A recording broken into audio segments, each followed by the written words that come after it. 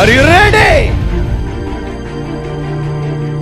యేసయ్య రక్తము ద్వారా జయము అనుగ్రహింపబడును. చెప్దాం గట్టిగా, యేసయ్య రక్తము ద్వారా జయము అనుగ్రహింపబడును.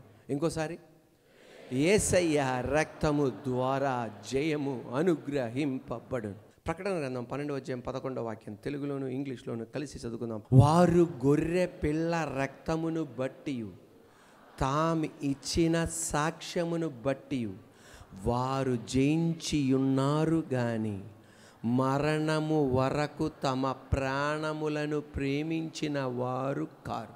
The book of Revelation 12th chapter 11th verse. They triumphed over him by the blood of the Lamb and by the word of their testimony. They did not love their lives so much as to shrink from death. వారు గొర్రె పిల్ల రక్తమును బట్టి తామిచ్చిన సాక్ష్యమును బట్టి జయించి ఉన్నారు. యేసయ్య సాతానుని ఓడించాడు. ఆయన రక్తము ద్వారా మనకు విజయం కలుగుతుంది. వారు గొర్రె పిల్ల యొక్క రక్తమును బట్టి తామిచ్చిన సాక్ష్యమును బట్టి జయించి ఉన్నారు. యేసయ్య సాతానుని ఏం చేశాడు? ఓడించాడు. ఆయన రక్తము ద్వారా మనకు విజయం కలిగింది. కానీ మనం వెళ్తున్న శ్రమల గుండా మనం వెళ్తున్నప్పుడు, కష్టాల గుండా వెళ్తున్నప్పుడు, ఇబ్బందుల గుండా వెళ్తున్నప్పుడు, పరిస్థితులు తారుమారైనప్పుడు సాతానుగాడు పెద్ద తంత్రగొట్టు, సాతానుగాడు పెద్ద తంత్రశాలి. మనస్సులో ఏం పెడతాడు అంటే, ఈ సమస్యలే గొప్పవి, ఈ ఇబ్బందులే గొప్పవి, ఈ తారుమారైపోయిన స్థితే గొప్పది. యేసయ్య సాతానును ఓడించాడు అన్న సంగతిని జ్ఞాపకాన్ని ఉంచుకోనికుండా చేస్తాడు. అటువంటప్పుడు నువ్వు చేయాల్సింది, గొర్రెపిల్ల రక్తమును, యేసయ్య రక్తము ద్వారా నీకు జయం కలుగుతుంది. నువ్విచ్చే సాక్ష్యం ద్వారా, నువ్వు పలికే మాటల ద్వారా నీకు విజయం కలుగుతుంది. వాడి అజెండా ఒకటే, నీ మనస్సులో ఏది తీసేయాలి? యేసయ్య సాతానుగాడిని ఓడించేసాడని తీసేయాలి. అందువలన దేవుడు నీకు ఏమి చేశాడో అది నీ మనసులో జ్ఞాపకం రావాలి. ఇదివరకేం చేశాడో అది జ్ఞాపకం రావాలి. నీ కుటుంబ సభ్యులకి ఏం చేశాడో జ్ఞాపకం రావాలి. నిన్న మొన్న నా కుటుంబానికి చేసిన దేవుడు ఈరోజు కూడా చేస్తాడు. నీ సాక్ష్యమును బట్టి నువ్వు జయం పొందుతావు. నీ మనస్సులో నుండి అది తీసేయకూడదు. ఏది తీసేయకూడదు? యేసయ్య సాతాన్ని ఏం చేశాడు? ఓడించేశాడు. అది తీసివేయకూడదు. మన మందిరానికి ఒక సహోదరి వస్తుంది. ఆ సహోదరికి వివాహమైంది, 1 సంవత్సరం అయింది, సంవత్సరంన్నర అయింది, పిల్లలు లేరు. పిల్లలు లేకపోవటం వలన హాస్పిటల్కి వెళ్ళింది. హాస్పిటల్కి వెళ్ళగానే ఆ డాక్టర్మ్మ గారు ఏమన్నారంటే, అమ్మ నీకు ఇక పిల్లలు పుట్టరు. ఇదే శుభవార్త. ఒక్కసారి నోరు తెరిచి ఆ డాక్టర్ గారితో, ఆ మేడం గారితో, మన మందిరానికి వచ్చే విశ్వాసి అడిగింది, నాకెందుకు పిల్లలు పుట్టరు మేడం? అమ్మ, నీ ఉదరములో 2 గర్భసంచులు ఉన్నాయి, తద్వారా నీకు ఇక పిల్లలు పుట్టరు, ప్రయత్నం చేయొద్దు, చేసిన ప్రమాదం. మీకు తెలుసండి, 9 సార్లు అబార్షన్ అయింది, ప్రాణంతో చెలగాటం. ఎన్నిసార్లు? 9 సార్లు అబార్షన్ అయింది. ఇక పిల్లలు పుట్టడం అసాధ్యం.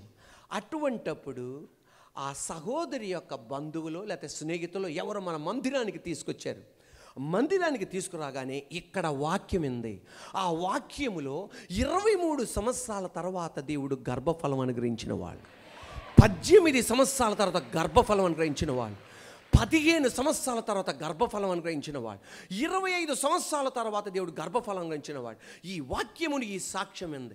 వెంటనే ఆమెనుకుంది, వాళ్ళకి చేయగలిగిన దేవుడు నాకెందుకు చేయలేడు? నీ మనసులో నుండి ఇది పోకూడదు. ఏది పోకూడదు? యేసయ్య సాతాన్ని ఓడించాడని. వాడి అజెండా ఎప్పుడు కూడా అది నీలోండి తీసేయడం వాడి పని. అందువల్ల నీ మనస్సులో అది మాత్రం పోకూడదు. నా యేసయ్య గొల్గోతా కొండలో సిలువలో మరణించి తన రక్తాన్ని చిందించి సాతాన్ని ఓడించాడు. అది నీ మనసులో నుండి పోకూడదు.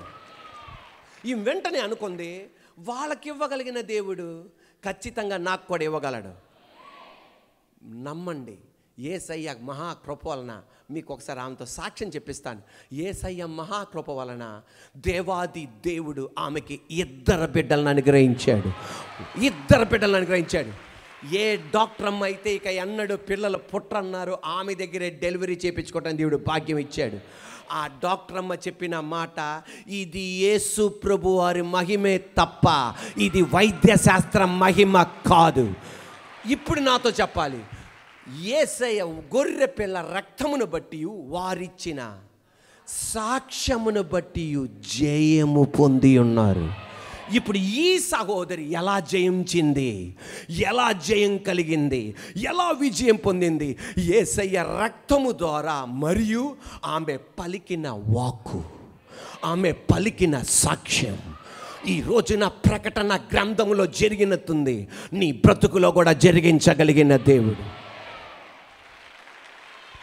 కొన్నిసార్లు మనం శ్రమల గుండా వెళ్తుండగా, దుఃఖం గుండా వెళ్తుండగా, కన్నీరుతో వెళ్తుండగా, వేదన గుండా మనం వెళ్తుండగా యేసు రక్తం మీద ఆధారపడతాం. అయినా పరిస్థితులకే మార్పు కలగదు. గూగుల్ సెర్చ్లోనికి వెళ్ళి నువ్వు వెళ్ళే సమస్య ఏ సమస్య ఉందో ఆ వాగ్దానాలన్నీ పట్టుకొని రాత్రంతా ఆల్ నైట్ ప్రేయర్ చేస్తావు. అయినా పరిస్థితులకి ఏ మార్పు కలగదు. నీకు నువ్వే దేవుడు ఎంత గొప్పవాడు అని చెప్పి నీ బతుకులో జరిగింది, ఇతర జీవితంలో జరిగింది గుర్తు చేసుకొని, దేవుని మహాకృప వలన నేను వాక్యములో ఏ వాక్యం అయితే చెప్పానో, ఏ సాక్ష్యాలు అయితే చెప్పానో అవన్నీ జ్ఞాపకం చేసుకొని ప్రార్థన చేస్తావు. అయినా ఏ కార్యం జరగదు. అయినా నీ మనస్సులో నుండి ఏది పోకూడదు తెలుసా? యేసయ్య సాతాన్ని ఓడించాడు. ఇటువంటి పరిస్థితిలో అది నీకు గుర్తుకు రాదు. ఎట్లా ఉంటుందంటే, నువ్వు నిలబడిన స్థలమే షేక్ అవుతున్నట్టుంటుంది.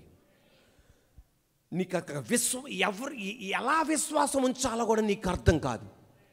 అటువంటి స్థితిలో నువ్వు షేక్ అయిపోతుండగా నువ్వు చెప్పాల్సింది ఒకటే, నీ మనసులో అనుకోవాల్సింది ఒకటే, తండ్రి పరిస్థితులన్నీ తారుమారైపోతున్నాయి, యేసు రక్తం మీద నేను ఆధారపడుతున్నా, నీ వాక్యం మీద నేను ఆధారపడుతున్నా, వాగ్దానాల మీద ఆధారపడుతున్నా.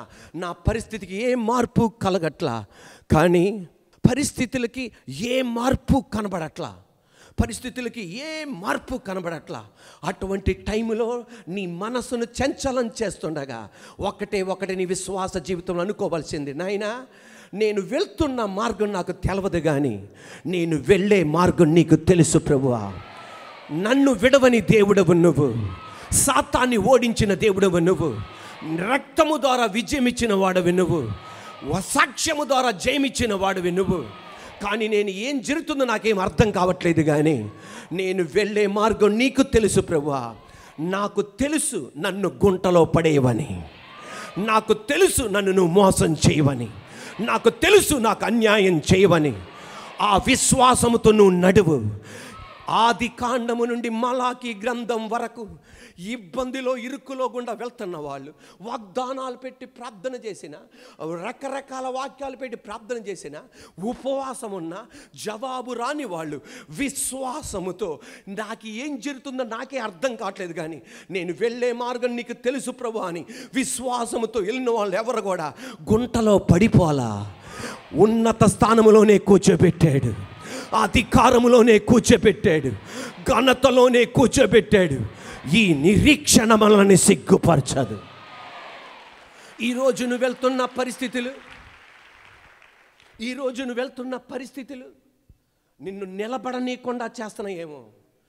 నీ జీవితం ఒక మట్టి కుండ లాంటిది, నీ జీవితం ఒక మట్టి కుండ లాంటిది, నా జీవితం ఒక మట్టి కుండ లాంటిది.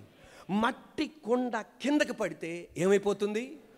పగిలిపోయి ఒక మొక్క అటు, ఒక మొక్క ఇటు, ఒక మొక్క ఇటు, ఒక మొక్క ఇటు స్కాటర్ అయిపోతుంది, చెదిరిపోతుంది.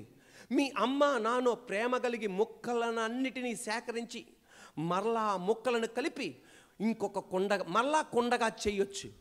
లేకపోతే నీ బంధువులు నీ మీద జాలిపడి ఆ మొక్క ఈ మొక్క తీసి మళ్ళా ఇంకో కొండగా చేయొచ్చు.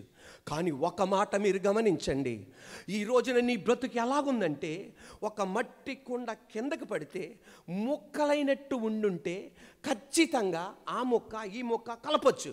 కానీ ఇప్పుడు నీ పరిస్థితి అలా కాదు. ఈ మట్టి కుండ కిందకి పడిపోయి పగిలిపోయి పెంకులు అవలా అది దుమ్మైపోయింది, అది డస్ట్ అయిపోయింది, ముక్కలు కూడా కనపడని స్థితి.